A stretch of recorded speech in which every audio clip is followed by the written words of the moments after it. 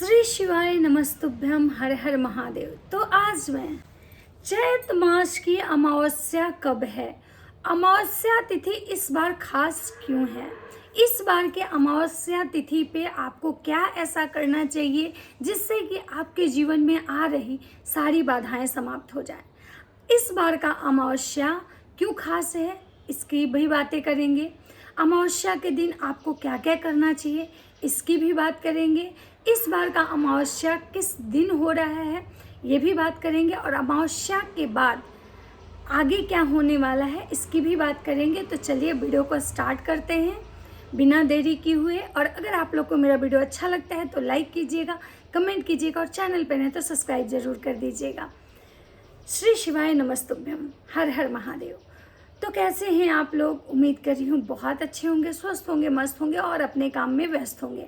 मैं प्रिया शर्मा और मैं अपने इस वीडियो में आप लोग का स्वागत कर रही हूँ।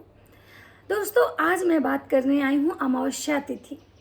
कब है अमावस्या तिथि? अमावस्या तिथि इस बार का जो है वो कितना खास हो सकता है हमारे लिए। तो जैसा कि आप सबको पता है कि हर महीने में अमावस्या आती है। अमावस्या के दिन को खास इसलिए माना जाता है कि उस दिन का जो दिन होता है अमावस्या, उसको पितरों से जोड़ा जाता है। उस दिन हम अगर अपने पितरों को प्रसन्न करना चाहते हैं तो हमें स्नान करना चाहिए, दान करना चाहिए, दीप दान करना चाहिए अपने पितरों के नाम से। कौए को भोजन करवाना चाहिए, गरीबों को में दान करना चाहिए, गरीबों को भोजन करवाना चाहिए। लेकिन इस बार का जो अमावस्या है वो बहुत ही ज़्यादा खास है।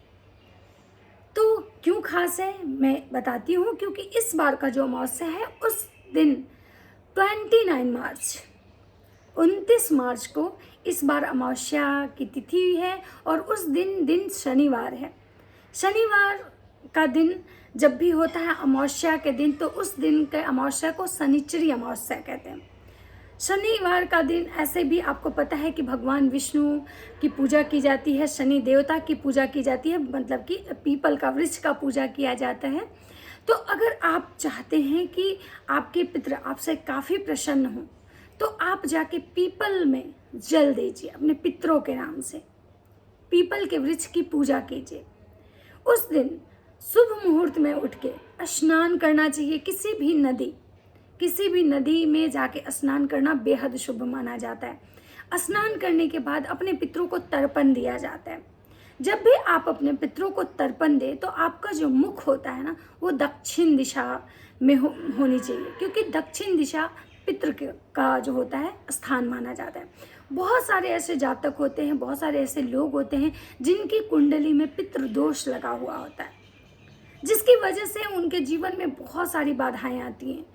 हमेशा उनके जीवन में कलह कलेश रहता है, वंश वृद्धि में रुकावट होती है। आपके पितृ जब तक आपसे प्रसन्न नहीं होंगे तब तक आपके जीवन में कभी भी सफलता आपको नहीं मिलेगी। हर जगह आपको निराशा का मुंह देखना पड़ेगा। तो इस दिन अगर आप चाहें कि आपको लगता है कि आपके पितृ आपसे नाराज हैं, आपके जीवन में परेशानियां खत्म होने का नाम नहीं ले रही है, तो इस दिन विशेषकर ये दिन आप लोगों को मतलब किसी भी नदी में स्नान करना है, पितरों को तर्पण देना है। और पितृ को जब आप तर्पण देते हैं तो उस जल में आपको थोड़ा सा काला तिल और गुड़ डाल लेना है और दक्षिण दिशा में मुंह करके, अपना जो मुख है वो दक्षिण दिशा में करना चाहिए और उसमें उजला जो वाइट कलर का जो फूल होता है वो डाल लीजिए और अपने पितरों के नाम से तर्पण दीजिए। और अपने पितृ को से मतलब आप प्रार्थना कीजिए कि आपकी जो भी हमारे से नाराज़गी है, हमारे परिवार से नाराज़गी है, उसको आप ख़त्म कीजिए। हमसे जो भी गलतियाँ हुई हैं उसके लिए आप माफ़ी मांगिए। और इस तरह से आप चाहें तो अपने पितृ को प्रसन्न कर सकते हैं। इसके लिए आपको प्रत्येक अमावस्या भी ये काम आप कर सकते हैं, लेकिन इस बार को जो अमावस्या है वो बेहद खास है। अमावस्या तिथि जो होती है उस दिन बहुत सारे लोग ऐसे होते हैं जो उपवास भी करते हैं, जिनके जीवन में, जिनकी कुंडली में पितृ दोष लगा होता है, वो अपने पितरों को प्रसन्न करने के लिए इस दिन उपवास भी करते हैं, दान पुण्य करते हैं। दूसरा कि इस दिन शनिवार है तो शनिचरी अमावस्या है, तो इस दिन आपको पीपल के वृक्ष की पूजा करनी चाहिए।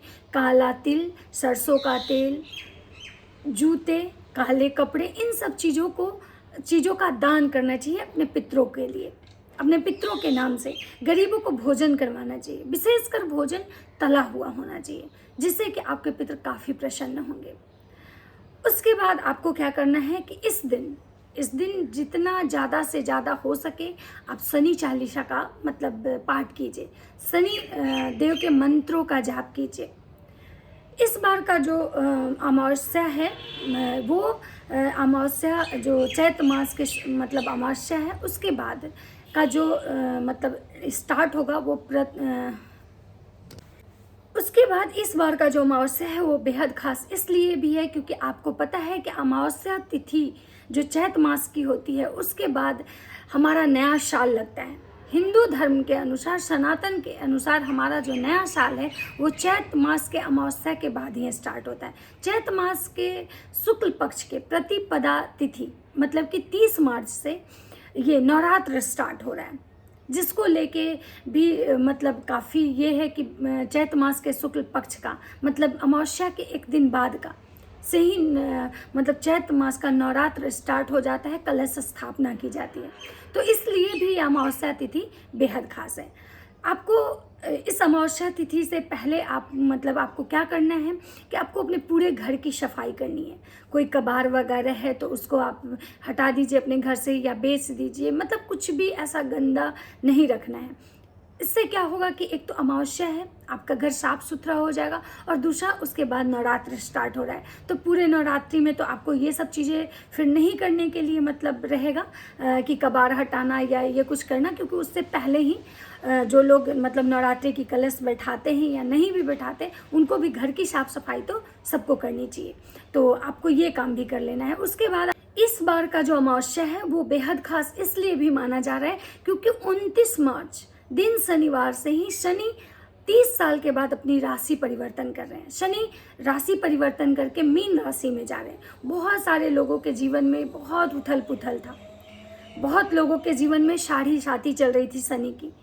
29 मार्च के बाद जिनके जीवन में शनि की साढ़े साती ढैया लगी हुई थी उनके जीवन में बदलाव आएगा, और बहुत सारे ऐसे राशि हैं जिनके जीवन में शनि की साढ़े साती और ढैया स्टार्ट होगा। तो इस वजह से भी इस बार का जो अमावस्या है वो बेहद खास है। इसलिए इस काल में आपको शनि देव की पूजा मतलब कि निरंतर करनी है। जिसके ढैया मतलब कि समाप्त होने वाली है उनको भी करना है अपने मतलब जीवन को विशेष बनाने के लिए, शनि देव की विशेष कृपा पाने के लिए, और जिनके जीवन में शनि का ढैया या साढ़े साती लगने वाला है उनको भी ये विशेषकर शनि देव को प्रसन्न करने के लिए उनको पूजा पाठ करना है। तो इसलिए इस बार का जो अमावस्या है वो बेहद खास है। उसके बाद आपको क्या करना है कि शनि देव का जो दिन है, अमावस्या का जो दिन है, उस दिन मतलब कि भूल के भी कभी भी आपको चौक चौराहे से जब भी गुजरना है तो वहाँ मतलब किसी भी चीज़ को बहुत ही देख के, मतलब कि किसी भी चीज़ को आपको ऐसे ही अगर कुछ फेंका हुआ है, कोई कपड़ा पुराना या कुछ भी, तो आपको बहुत ही मतलब सावधान होकर उस जगह से आपको क्रॉस करना है, क्योंकि ये जो दिन होता है ना ये बहुत सारी ऐसी नेगेटिव एनर्जी को भी डेवलप करता है, तो आपको इस बात का भी ध्यान रखना है। और उसके बाद मैं बताती हूँ कि शुभ मुहूर्त क्या रहेगा और अभिजीत मुहूर्त क्या रहेगा और राहु काल क्या रहेगा, और आपको कब स्नान करना है, कब दान करना है, और कब आपका कौन सा काम वर्जित है जो कि नहीं करना है। तो जैसा कि आप सबको पता है कि हम लोग ब्रह्म मुहूर्त में कोई भी मतलब शुभ कार्य करना उचित समझते हैं, तो हमारे अमावस्या का जो शुभ मुहूर्त है वो 4:30 बजे सुबह से लेके 5:30 बजे तक है। सुबह 4:30 से 5:30 तक है। अभिजीत मुहूर्त जो है वो है 12 बजे से लेके 1 बजे तक, अभिजीत मुहूर्त 12 से 1 तक। और राहु काल जो है, राहु काल आपका है 9:28 से 11 बजे तक। 9:28 से 11 बजे तक जब राहु काल है तो इस काल में आपको कोई भी शुभ कार्य नहीं करना है, लेकिन जो काम अगर आप पहले से कर रहे हैं तो उस कार्य को कंटिन्यू करना है, उसमें आपको कोई दोष नहीं लगेगा। तो ये था अमावस्या को लेके कुछ बातें जो मैंने आपके साथ शेयर की। वीडियो अच्छा लगे तो लाइक कीजिएगा, कमेंट, और चैनल पर नहीं तो सब्सक्राइब जरूर कर दीजिएगा। तो एक बार फिर से श्री शिवाय नमस्तुभ्यम, राधे राधे।